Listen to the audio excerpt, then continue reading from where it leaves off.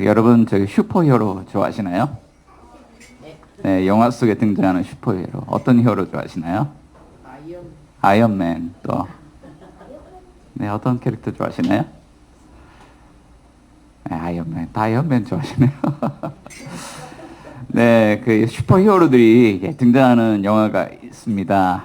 네, 제목은 어벤져스 시리즈로 이렇게 쭉 나오잖아요. 그리고 이 어벤져스 시리즈 중에서 이 모든 히어로들이 총 출동하는 영화가 있습니다. 네, 2018년도에 개봉했던 어벤져스 인피니티 워. 네, 여기서 이제 모든 캐릭터들이 다 등장하죠. 아이언맨, 또 스파이더맨, 또 토르, 캡틴 아메리카, 블랙팬서, 가디언즈 오브 갤럭시, 네, 뭐 다 등장합니다. 자, 우리는 이 영화를 이제 이렇게 보면서 이 세상에 이렇게 세상을 구원할 만한 구원자들, 슈퍼히어로들이 많다면 아마 이 세상은 안전하지 않을까? 이런 기대를 하면서 영화를 보게 되죠. 자, 그렇지만 영화는 영화예요. 이 세상에 종말을 가져들 줄 만한 그런 위기 상황이 다가옵니다. 바로 이 세상을 위협할 존재, 악당, 빌런, 타노스가 등장한 것이죠. 자, 타노스는 전 우주를 돌아다니면서 인피니트 건틀렛을 완성하려고 합니다. 자, 장갑처럼 생긴 걸 끼고 있죠. 자, 거기에는 6개의 인피니트 스톤을 장착할 수 있게 되어 있습니다. 그리고 만일 6개의 스톤을 다 모으게 된다면 그에게는 엄청난 절대적인 힘이 주어지게 되죠. 이거 한 방으로 전 우주의 생명체의 절반을 사라지게 할 수 있는 그런 능력을 얻게 됩니다. 자, 그렇기 때문에 그동안 어벤져스에 나왔던 모든 그런 히어로들이 이 한 영화에 총출동해서 타노스를 막기 위한 전투를, 힘겨운 전투를 벌이고 있는 것이죠. 자, 그런데 영화가 때로는 새드 엔딩, 아주 슬프게 끝을 맺기도 합니다.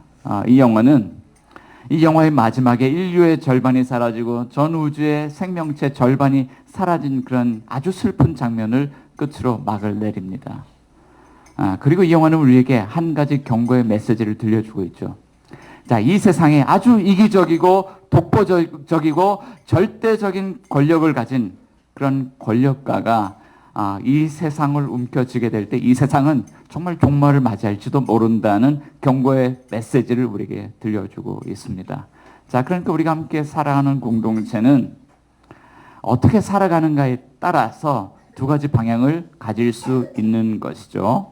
오늘 보면 6장 27절부터 36절 읽었는데 이 앞에 어떤 내용들이 나오냐면 예수님께서 밤새도록 산에서 기도를 합니다. 그리고 다음날 12제자를 부르시고 제자들을 공동체로 부르셔요. 그리고 그들에게 사도직을 수여하십니다.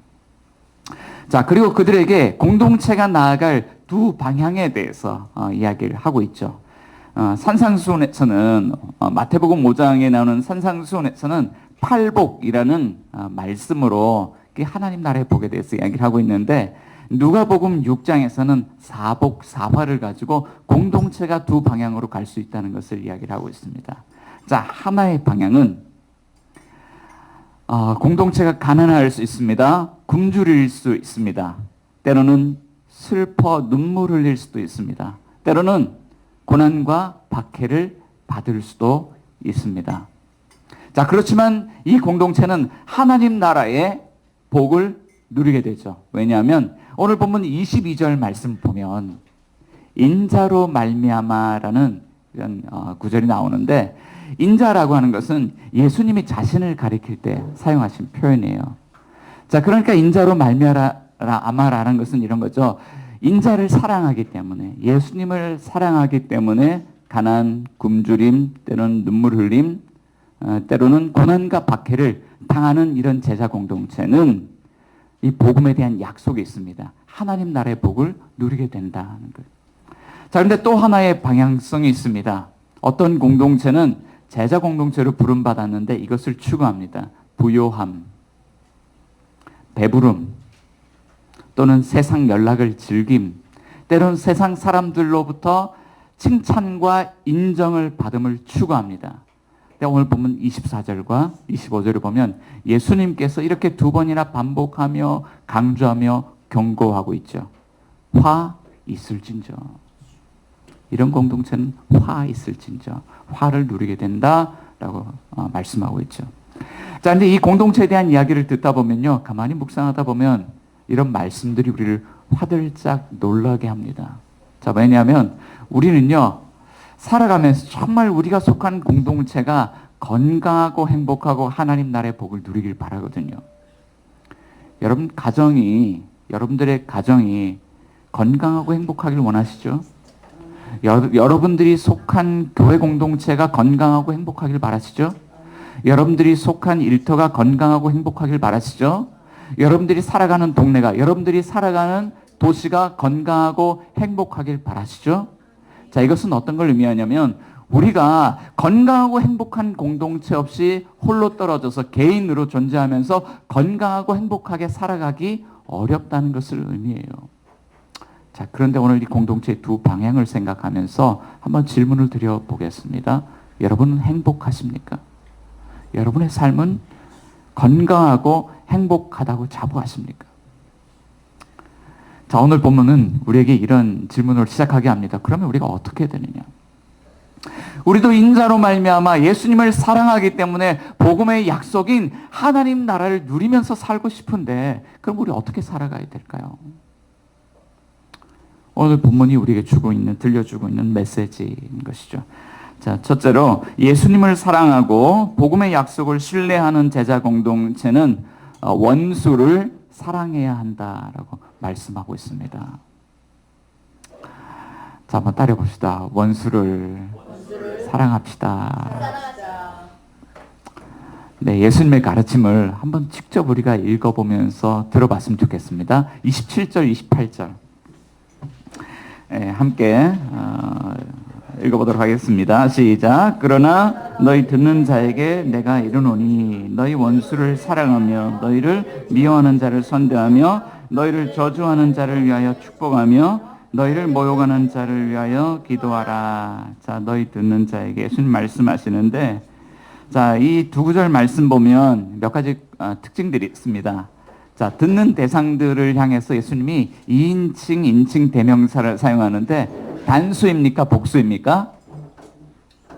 네, 복수죠. 너가 아니라 너희에게 말씀하고 있습니다. 자, 복수예요.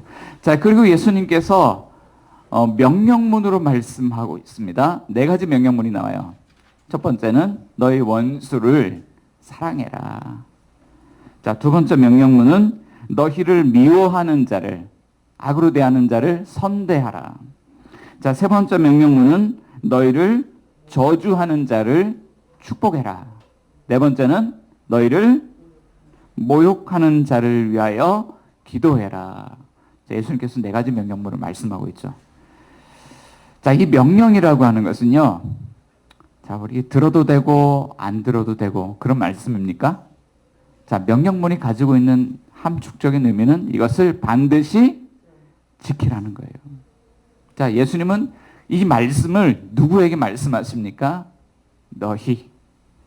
지금 예수님의 말씀을 듣기 위하여 예수님 앞에 부름받은 모인 제자 공동체, 다시 말하면 예수님 오늘 교회들을 향해서 이 네 가지 명령, 원수를 사랑하라, 함축적으로 이야기하면 원수를 사랑하라는 이 명령을 반드시 지켜야 한다고 말씀하고 있는 것입니다.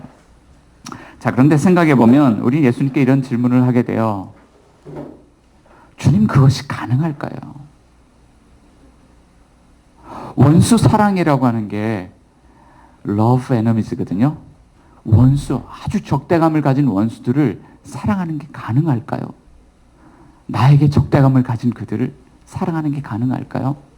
가끔 살아가다 보면 지구상에 그런 일이 가끔 일어나기는 합니다. 자, 2006년 미국 펜실베니아주의 니켈 마인즈 지역에 아미시 공동체라는 마을이 있는데 그 마을에 한 사건이 일어났습니다. 이 아미시라는 이름을 처음 들어보신 분들이 있기 때문에 먼저 부연 설명을 좀 드리자면 이들은 자신들이 가진 기독교 신앙을 실천하기 위해서 문명화된 세상 그런 문화들을 거절하고 좀 이렇게 닫힌 그런 공동체 그룹으로 살아가는 사람들이에요. 여전히 턱끈이 달린 까만색 보닛 모자를 쓰고 다닙니다. 자, 그들은 자동차, 전기, 전화, 컴퓨터와 같은 그런 문명의 이기들을 거절합니다. 그리고 여전히 그들은 오늘날에도 말과 마차를 타고 다니면서 전통적인 아주 재래식의 방식으로 삶을 살아갑니다. 자, 이유는 한 가지입니다. 그들은 세상이 세속화되고 있기 때문에 우리는 세속화된 삶을 살아가지 않고 이런 기독교적 정신, 기독교적 가치를 삶에 실천하겠다라고 하는 이유입니다. 자, 그런데 그 마을에 한 사건이 발생했어요. 26명밖에 모이지 않는 한 초등학교에 총기 난사 사건이 일어난 것입니다. 5명이 죽었습니다. 그리고 5명이 크게 다쳤습니다. 그리고 범인도 그곳에서 스스로 목숨을 끊었습니다. 자, 만일 우리 한국 사회에서 이런 일이 일어났다 그러면 우리는 어떻게 반응할까요? 아마 학교 안에 이런 일이 일어난다고 하면 난리가 날 겁니다. 아마 부모들이 연대해서 또 집회 현장에 나가게 될 것이고, 또 국회에서는 여야가 힘겨운 싸움을 펼치며 총기 규제 법안 또는 이 범죄자들에 대한 어떤 강력한 어떤 처벌, 이런 것을 내리자 그러면서 어떤 법안들을 만들어 나갈지도 모르겠습니다. 자, 그런데 그날 일어났던 이 사건들, 자, 그 범인은요 정신 이상자였습니다. 자, 그날 일어났던 이 사건들에 대해서 이 아미시 공동체는 어떻게 반응했을까요? 그들은요 범인을 용서하기로 결정했습니다. 그리고 이 사건을 저지른 그 범인의 아내를 찾아가서 이 피해자들이 그 아내를 용서하겠다고 이렇게 자신들의 의사를 밝혔습니다. 그리고 이 공동체가 자녀들을 잃어버리거나 자녀들로 인해서 큰 슬픔에 빠진 부모들을 부둥켜 안고 그들의 마음의 상처를 치유하기 시작했습니다. 공동체가 이 피해자들을 끌어안은 것이죠. 그리고 아이들의 장례식이 치러지던 날 그들은 범인들의 가족을 초청해서 이 장례식을 함께 치렀습니다.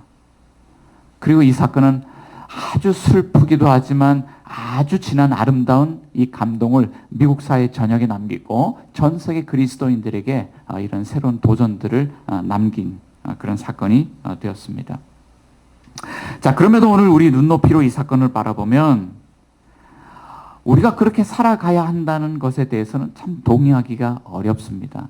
왜냐하면 우리가 가지고 있는 어떤 정의라는 그런 개념들이 있거든요. 우리는 이 세상을 살아가면서 악인들이 심판을 받고 선이 승리하는 그런 정의로운 사회가 우리 가운데 세워지기를 바라며 살아갑니다. 자, 그런 우리가 예수님 말씀처럼 과연 우리에게 적당함을 가진 원수들을 사랑할 수 있을까요? 오늘 예수님의 가르침을 들여다보면 구약이 말씀하고 있는 율법의 가르침보다 훨씬 더 강화되어 있다는 것을 우리는 알 수 있습니다. 레위기서 19장 18절 말씀 가운데 보면 그 구약의 율법은요 원수를 사랑하라고 가르치지 않고 이렇게 가르칩니다. 내 이웃 사랑하기를 내 자신과 같이 사랑하라. 내 이웃을 사랑하라는 거예요. 자, 그리고 오늘 본문에서 예수님은 나를 모욕하는 자를 위해서, 원수들을 위해서 축복하고 기도하라고 가르치고 있는데, 구약 성경을 보면 하나님의 말씀을 대언했던 예언자들이 보복을 위한 기도를 하나님께 드린 것을 보게 돼요. 예레미야서 15장 15절 말씀 가운데 보면 여호와여 주께서 하시오니 원하건대 주는 나를 기억하시며 돌보시사 나를 박해하는 자에게 보복하시고. 우리가 사랑하는 선지자인 예레미야, 눈물의 선지자 예레미야가 원수들에게 보복해달라는 기도를 드리고 있다는 거예요. 마치 우리 아이들이 저에게 달려와서 이렇게 이야기하는 것과 똑같습니다. 아빠, 형아가 저 괴롭혀요. 형아 좀 혼내주세요. 이것과 보복을 구하는 기도가 똑같은 것을 볼 수 있게 되죠. 자, 예수님 당시 문화를 보면 그 당시 많은 사람들도 이렇게 기도했을 거예요. 당시 이스라엘은 로마에 의해서 나라의 주권을 빼앗긴 상태였습니다. 로마의 식민지 상태입니다. 자, 우리도 그러한 역사를 가지고 있기 때문에 역사를 거울 삼아서 그 당시 어떤 문화적인 상황들을 아주 쉽게 유추해 볼 수 있죠.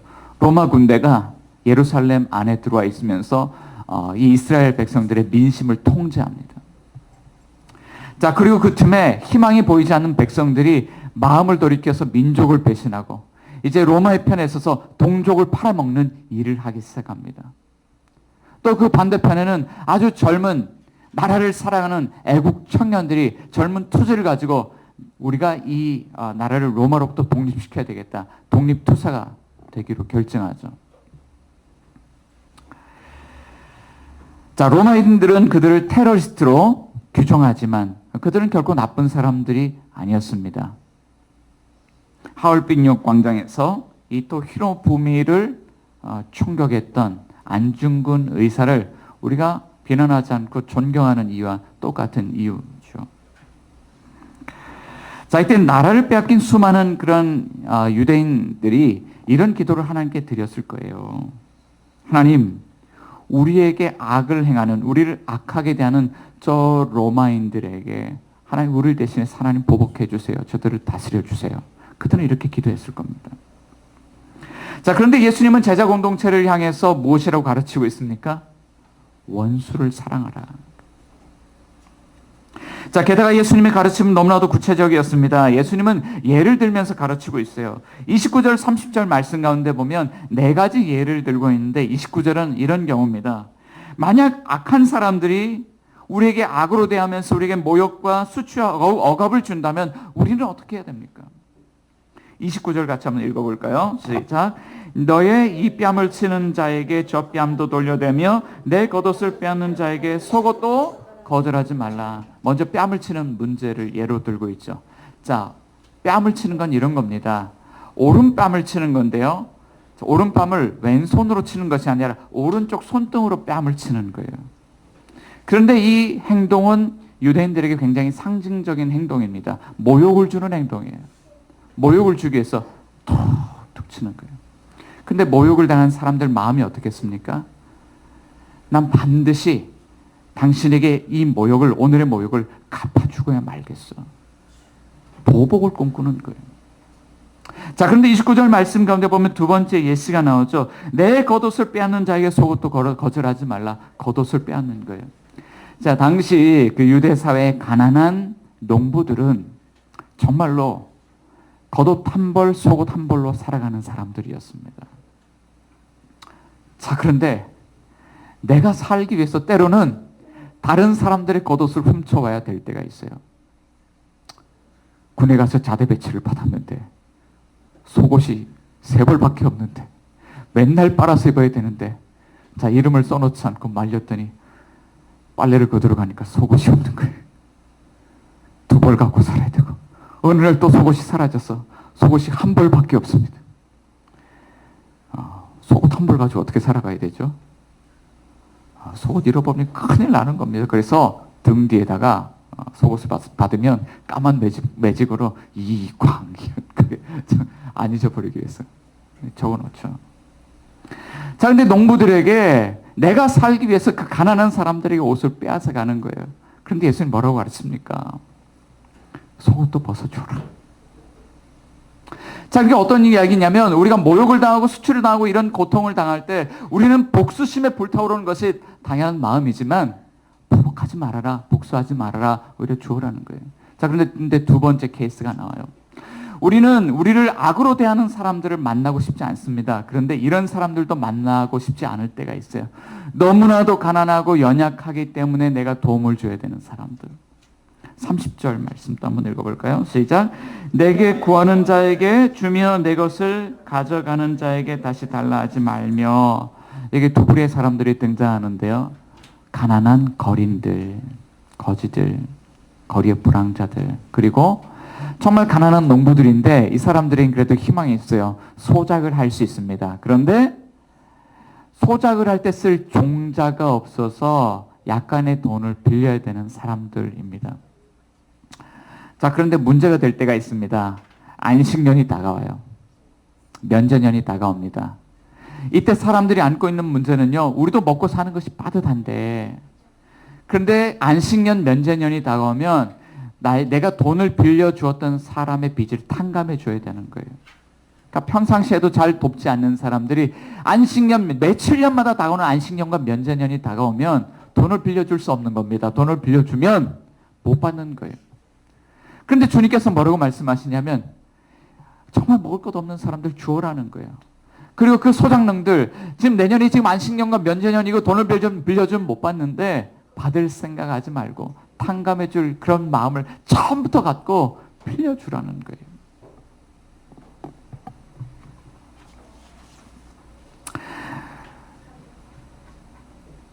자, 왜 그래야 합니까? 자, 제자 공동체는 예수님을 사랑하고 복음의 약속을 믿기 때문입니다. 자, 이런 공동체 안에 하나님이 하나님 나라의 복을 허락하신다는 것을 믿기 때문입니다. 그러니까 그렇게 하라는 거예요. 자, 이제 2주간이 지나면 우리 2023 우바발로 캠프를 떠나게 됩니다. 이 캠프를 준비하면서 4개 교회 목사님들이 함께 모여서 이런 회의를 했습니다. 이번 캠프는 정말 우리 공동체를 세워가는 캠프로 삼았으면 좋겠습니다. 그러면서 약속한 것이 있는데 복음 중심 공동체라는 교재가 있는데 지난주 우리 김선영 목사님 이제 소개했던 책인데요. 이 책을 가지고 공동체에 관한 설교를 하고 특별히 이번 캠프를 통해서 이 공동체가 복음 중심 공동체로 설 수 있도록 우리가 준비합시다. 그리고 교회 연합과 일치 운동을 통해서 이 운동에 참여하는 교회들을 통해서 한국 교회 안에 복음 생태계가 주어지는 것들을 위해서 우리가 함께 노력해 봅시다. 이런 회의를 했었습니다. 자, 이 복음 중심 공동체라는 교재를 통해서 하나님 우리에게 주는 도전이 있는데요. 이런 도전이에요. 더 깊은 공동체라는 도전입니다. 여러분, 더 깊은 공동체는 어떤 공동체일까요? 자, 그 교재에서는 이렇게 정의를 내리고 있습니다. 예수님을 사랑하고 복음의 약속을 신뢰함으로 얻게 되는 선한 일, 원수를 사랑하는 일, 이런 일들을 통해서 관계가 형성되는 공동체다라고 이야기를 하죠. 예수님을 사랑하고 복음의 약속을 신뢰하기 때문에 우리에게 어떤 선한 일이 있는데 이것 때문에 어떤 결과가 주어지냐면 새로운 관계가 형성된다는 거예요. 우리 자신들을 한번 돌아봅시다. 나는 예수님을 사랑하고 나는 복음의 약속을 믿는가? 그리고 이것 때문에 내가 행하는 실천 때문에 나에게 새로운 관계들이 형성되고 있는가? 한번 옆에 분들 한번 바라보십시오. 바라보시고 한번 물어보십시오. 당신은 예수님을 사랑하고 복음의 약속을 믿습니까? 네, 왜 안 물어보죠? 네, 한번 물어보십시오. 네. 자, 당신은 그런 믿음을 실천하고 있습니까? 당신에게는 새로운 관계가 형성되고 있습니까? 자, 오늘 공동체는 이렇다라고 하는 거예요. 네. 자, 만일 그렇지 않다면 이유가 뭘까요? 자, 오늘 본문은 두 번째 이런 이야기를 합니다. 그 이유는 우리 마음속에 관계를 가로막는 장애물들이 있기 때문이다 라고 이야기를 해요. 자, 하나님은요, 우리를 아주 다양한 사람들을 그리스도 안에서 공동체로 부르셨습니다. 그저께 우리 김선영 목사님이 주강사고 제가 보조강사로 들어가는데 마음이 예뻐지는 손글씨 캘라그라피 수업이 이제 개강을 했어요. 자, 참여하신 분들 처음 뵙는 분들이잖아요. 근데 이제 우리 그 평생학습원에서 어디에서 오시는 분들인지를 이제 파악해 달라는 거예요. 그러니까 의정부 분들에게 드린 혜택이기 때문에. 자, 주소를 파악하는데 깜짝 놀랐습니다. 동대표들이 온 줄 알았어요. 진짜 각 동에서 한 명씩 다 온 거예요. 야, 어떻게 이럴 수 있을까? 어떻게 이 정말 작은 모임 안에 어떻게 각 동네에서 한 사람씩 다 모일 수 있을까? 야, 진짜 다양한 사람들을 하나님 오게 하시는구나. 우리 교회가 그렇거든요. 자, 그런데 하나님이 그리스도 안에서 우리 다양한 사람들을 이렇게 하나로 부르실 때 우리에게 주시는 도전이 있어요. 예수님께서 요한복음 17장에서 이 공동체를 위해서 이제 이렇게 기도를 했습니다. 아버지여, 아버지께서 내 안에 내가 아버지 안에 있는 것 같이 그들도 다 하나가 되어 라고 기도를 합니다. 자, 예수님은요 다양한 사람들이 그리스도 안에서 모인 이 공동체를 위해서 기도하는데 하나님 하나가 되게 해주세요. 그런데 이 기도를 드리는 이유는 이 기도 이면에 이 공동체가 사실상 이렇게 하나 되는 것이 꽤나 쉽지 않기 때문에, 어렵기 때문에 그렇게 기도하고 있는 거예요. 오늘 본문을 보면 세상 죄인들도 공동체를 위해서 이렇게 합니다. 32절부터 34절 한번 읽어봅니다. 시작. 너희가 만일 너희를 사랑하는 자만을 사랑하면 칭찬받을 것이 무엇이냐? 죄인들도 사랑하는 자는 사랑하느니라. 너희가 만일 선대하는 자만을 선대하면 칭찬받을 것이 무엇이냐? 죄인들도 이렇게 하느니라. 너희가 받기를 바라고 사람들에게 구워주면 칭찬받을 것이 무엇이냐? 죄인들도 그만큼 받고자 해 죄인에게 구워주느니라.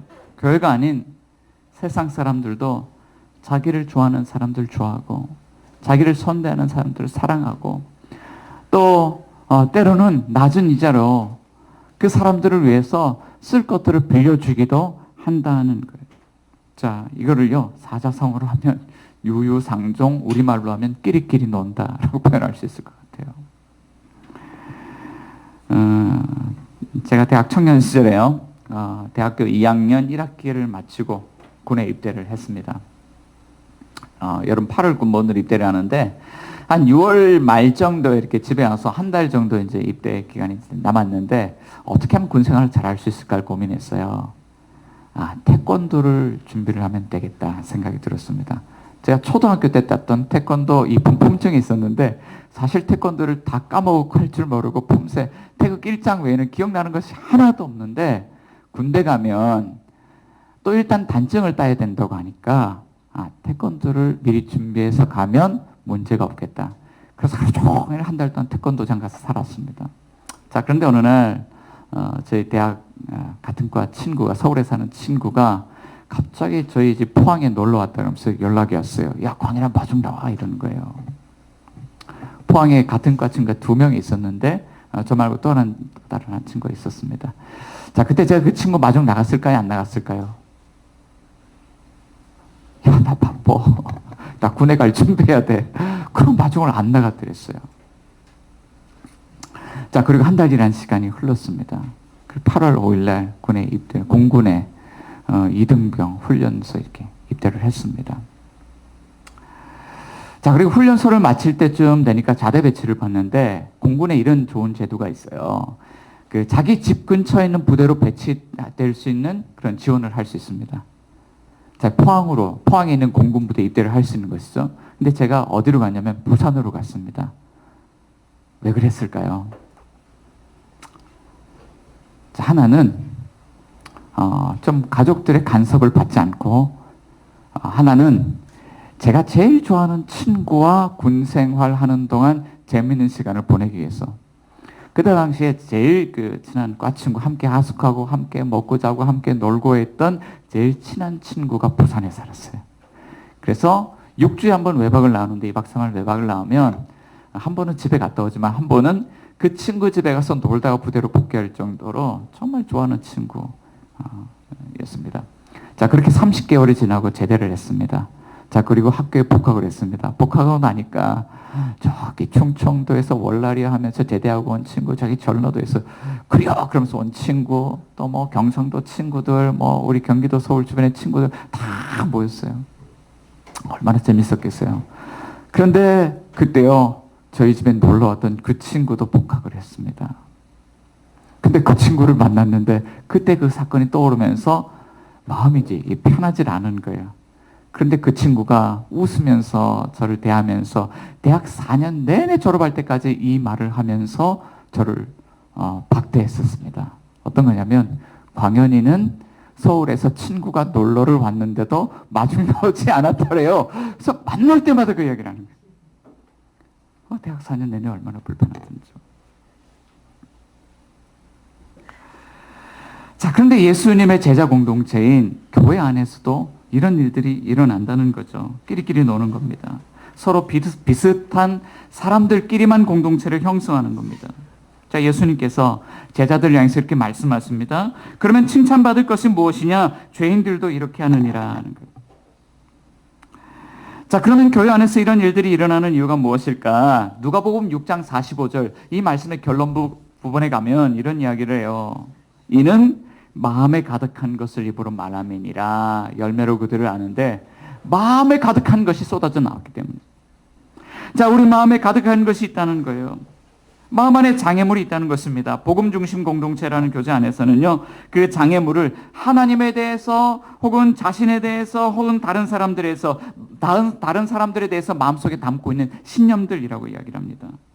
자, 더 깊은 공동체로 나가지 못할 때 우리는 마음속에 이런 신념들을 가지고 있습니다. 서울에서 온 그 친구에게 야, 나 바빠. 나 만날 시간 없어. 라고 이야기할 때는요, 내 마음 안에 어떤 신념들이 있었다는 거예요. 하나님에 대해서. 길을 찾고 노력하는 자에게 하나님은 편안한 군 생활을 주실 거야. 그리고 우리 자신에 대해서 우리는 그 편안한 군 생활을 위해서 지금 최선을 다해서 노력해야 돼. 자, 그리고 친구들을 만날 때에도 도움이 되는 친구들을 만나지만 사람들 가려가면서 사귀어야 돼. 저 친구 오면 아마 돈 써야 되고 시간 써야 되고 에너지 써야 되고 또는 친구들과 나가서 또 가서 이제 술 먹고 들어올지도 모르니까 조심해야 되죠. 자, 또는요, 다른 사람들에 대해서 이런 신념을 다른 자신에 대해서 나는 최선을 다하고 노력하는 사람이야. 다른 사람에 대해서는 저 친구와 시간 보내는 것은 시간 낭비, 돈 낭비, 에너지 낭비니까 다른 사람들께 좀 가려서 사귀어야 돼. 이런 마음에 그런 신념들이 있었던 것이죠. 자, 내 마음 안에 무엇이 나를 행복해 줄까라는 질문을 던져보면 아마 이런 답이 있었던 것 같아요. 내가 열심히 노력을 하고 무언가를 성취하면 나는 행복할 거야.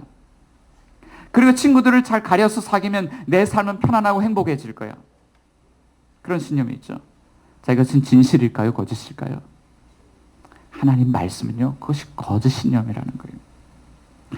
자, 우리 인생을 의미 있고 가치 있게 행복하게 끌어가는 것은요, 나의 노력이 아니라 하나님이 우리 인생을 그렇게 끌어가시는 것입니다. 자, 그런데 왜 우리는 그런 거짓 신념들을 믿고 살아가는 걸까요?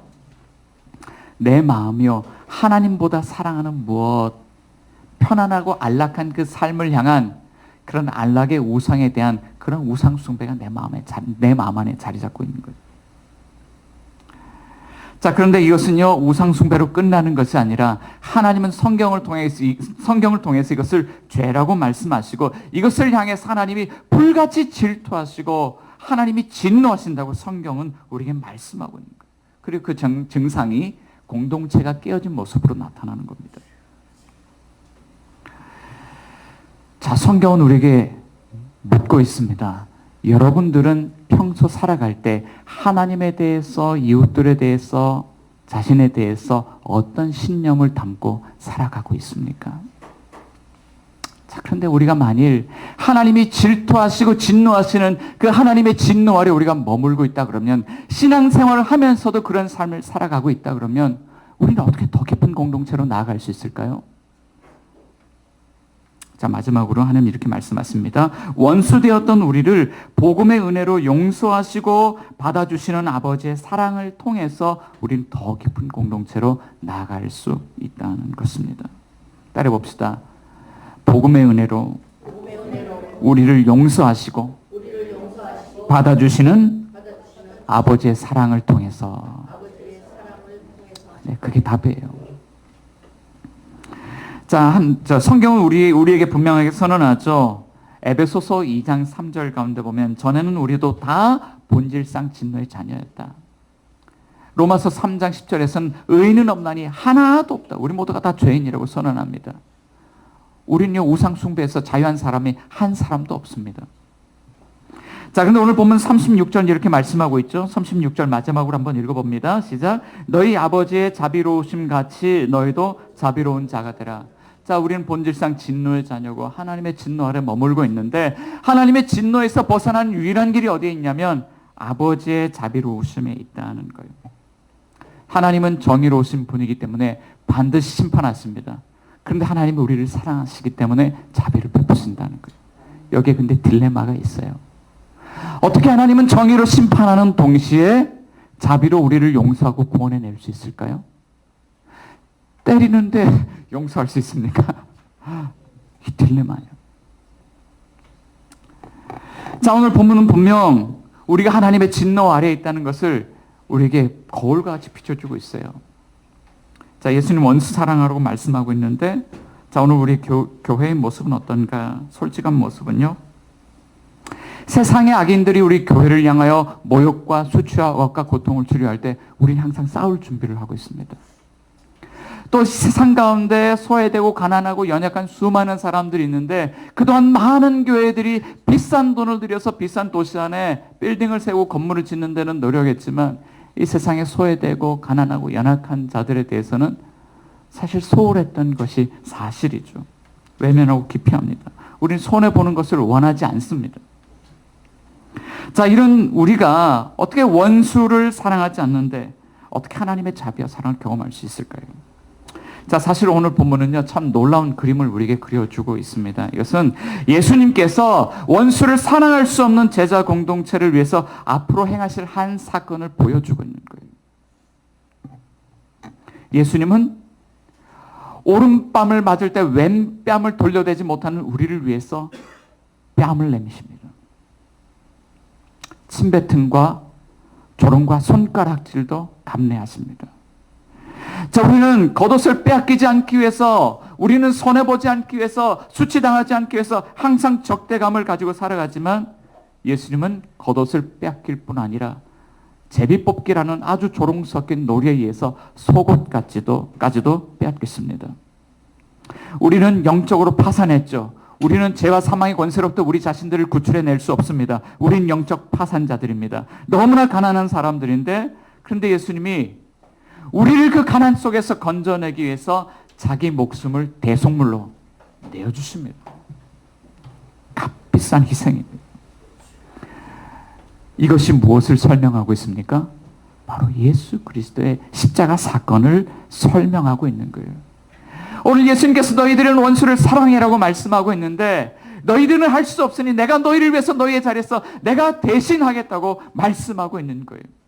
그런데 예수 그리스도의 십자가 사건에 성격이 있습니다. 사도 바울은 로마서 5장 8절에서 이렇게 말씀하고 있죠. 우리가 아직 죄인 되었을 때에 그리스도께서 우리를 위하여 죽으심으로 하나님께서 우리에 대한 자기의 사랑을 확증하셨느니라. 예수 그리스도의 십자가 사건은 무엇에 대한 증거냐면 하나님이 원수 되었던 우리를, 죄인 되었던 우리를 사랑하신다라고는 확실한 증거라고 오늘 성경 우리가 말씀하고 있는 거죠. 그럼 이제 우리는 어떻게 됩니까? 복음 안에서 하나님의 사랑을 신뢰하지 않았던 우리의 불신앙을 회개해야 됩니다. 주님 우리에게 회개하라고 말씀하십니다. 또 우리는 복음 안에서 우리를 사랑하시는 하나님의 사랑, 하나님의 자비, 하나님의 용서를 믿음으로 받아들여야 합니다. 실제로 믿어야 합니다. 자, 그리고 우리가 마음의 우상에서 벗어나는 아주 유일한 치료제는 이것입니다. 복음 안에서 우리를 사랑하신 하나님의 사랑을 믿고 우리에게 구원을 주실 수 있는 하나님을 예배하는 겁니다. 그리고 네 번째, 말씀의 자리로 나아가는 겁니다. 우리가 사랑하지 못했던 사람들을 예수 그리스도의 십자가의 은혜로 하나님의 용서의 능력으로 마음 안에 공간을 만들고 마음속에 그들을 받아들일 공간을 만들고 받아들이고 용서하고 그들을 사랑하는 거예요. 여러분, 더 깊은 공동체는 어떻게 세워질 수 있을까요? 때로는 이 복음을 붙들고 믿음으로 고군분투하는 것이 힘들 수 있습니다. 때로는 복음으로 고군분투하면서 우리는 누군가를 용서하고 사랑하는 일에 실패할 수 있습니다. 그럼에도 우리는 예수를 사랑하고 복음의 약속을 믿음으로 붙들어야 합니다. 서로 회개해야 합니다. 서로 믿어야 합니다. 함께 예배해야 합니다. 함께 십자가의 은혜를 붙들고 원수를 사랑하는 자리에 나아가야 합니다. 그런데 여기에 하나님이 행하시는 놀라운 일이 있습니다. 하나님이 우리 가운데 함께 하시면서 그 십자가의 은혜, 그 십자가의 능력으로 더 깊은 공동체를 주시겠다고 말씀으로 약속하고 있는 것입니다. 여러분 이것을 믿으십니까? 이런 은혜가 저와 여러분들 가운데 함께 하시기를 예수님의 이름으로 축원합니다. 같이 한번 기도하겠는데요. 주님, 우리가 복음 안에서 하나님이 주시는 이 진리의 말씀을 신뢰하는 것이 아니라 우리가 진리가 아닌 것들을 신뢰해 왔습니다. 내 마음 안에 우상 숭배가 있었고, 내 마음 안에 죄와 불신앙이 있었고, 이것 때문에 우리 공동체가 깨어지고 힘겹고 어려운 시간들을 보내만 했고, 오늘 여전히 우리는 고군분투하는 삶을 살아갈 수밖에 없는데, 주님, 우리가 다시 믿기를 원합니다. 주님, 우리가 다시 돌이키기를 원합니다. 주님, 다시 우리가 더 깊은 공동체를 향하여 나아가기를 원합니다. 주님, 우리를 붙들어 주옵소서. 우리를 새롭게 변화시켜 주옵소서. 우리에게 더 깊은 공동체를 허락하여 주옵소서. 이런 제목들 가지고 다 같이 한번 우리 통성으로 기도하기를 원합니다. 기도하겠습니다.